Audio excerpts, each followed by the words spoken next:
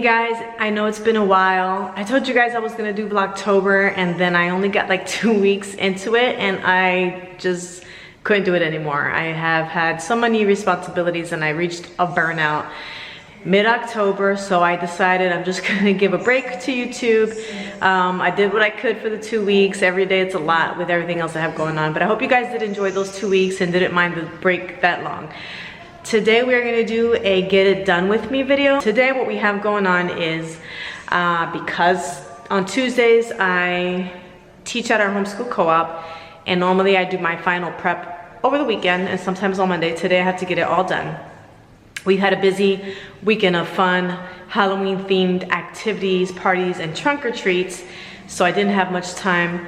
Thank God I created most of the lessons last week so that I didn't have to do much this weekend anyway.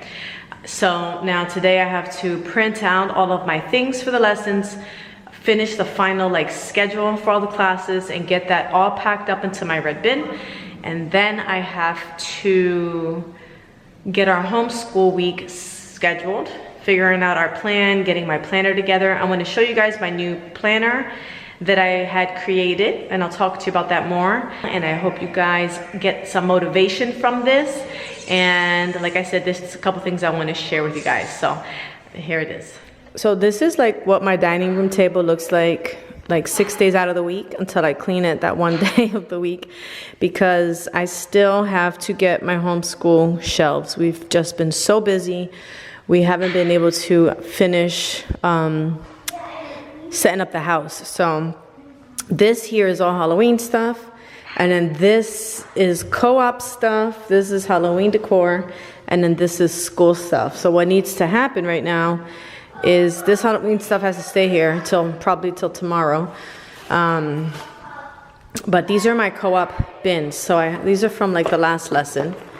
And I have 3 classes that I teach, so I bought these plastic containers on Amazon. And I pile the whole lesson, all of my printables, if something's stuck there, all of my printables and supplies that I can fit into here for each different class. And then I have this carry cart that I got for the homeschool convention. And I put all of the bins in here with all the extra supplies like my crayons or my Play-Doh that don't fit. So that's what I'm gonna do now, is work on setting up each class. So the first class we're gonna set up is my fairy tale preschool.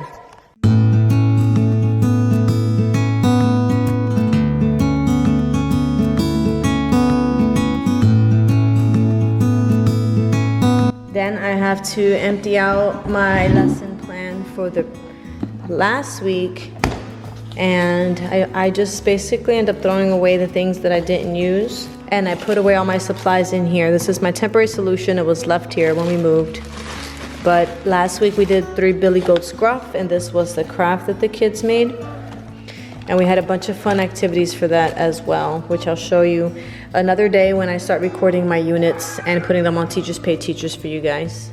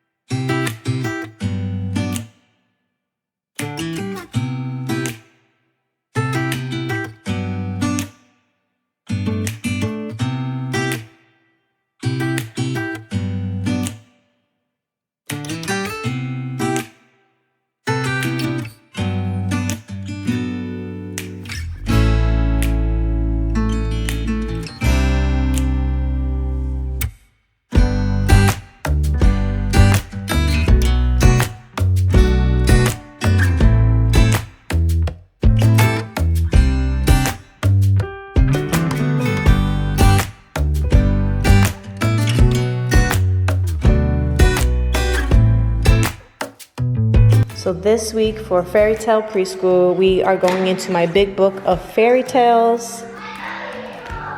I like this book because it always has a happier ending. No wolves die or anything like that. But sometimes it's a little mean, or for example, the 3 friends could only look astonished as the little red hen slammed the window in their faces, and we don't want to teach kids to be unkind.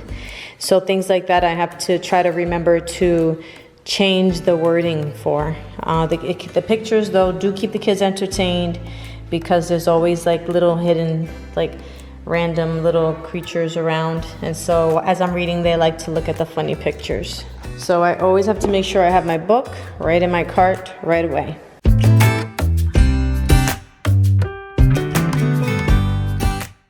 Next, I'm going through my fairy tale preschool unit to print out the rest of the things that I'm gonna need for tomorrow. I'm also gonna have to be cutting and doing some more laminating, and I have to do this for all 3 of my classes.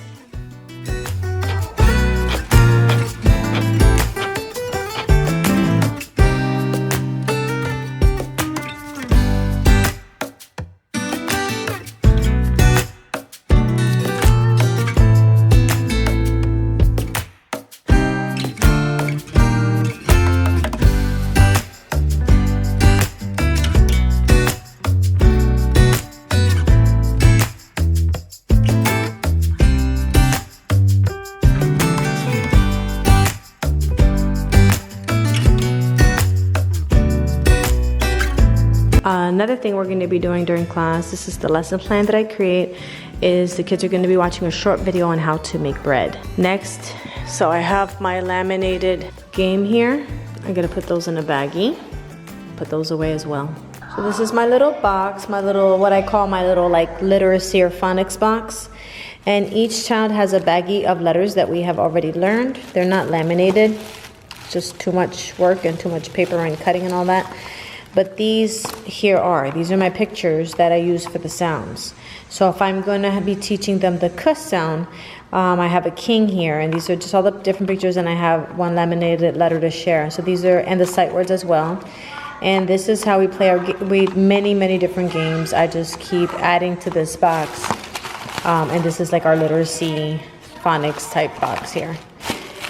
And this is gonna also go in my bin, if it fits. There we go. We're almost done. My one class is a lot of work. Wish I had more time to do it during the week, but I created this sheet to teach them how to write their numbers. They're working on 2 and 3 and then writing their names up top. So this is gonna go in here, and then I need to make sure that I get some pencils for them. So just sharpen some pencils for them. And I'm gonna put these under here. All right, 1 class and 2 more to go, but first I need to take a 10-minute break and play with my kids. For my Dr. Seuss on the Loose class, we are doing green eggs and ham. And I couldn't find a good craft for them, so I did find this worksheet on literacylearn.com. So they're just gonna color it and cut it and paste it, which is not too difficult. I usually like to have a better craft, but I couldn't find much for that. Okay, so with that we need scissors and we need glue sticks. So we're reading the book, we're doing the worksheet, and we're gonna introduce a new sight word, and then we're gonna do the alphabet game.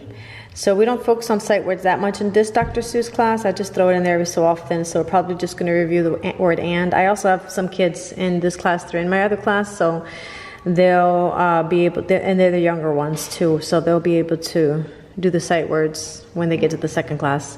Then we're gonna have an egg spoon race with the Easter eggs, just for fun, with plastic spoons, like a relay style.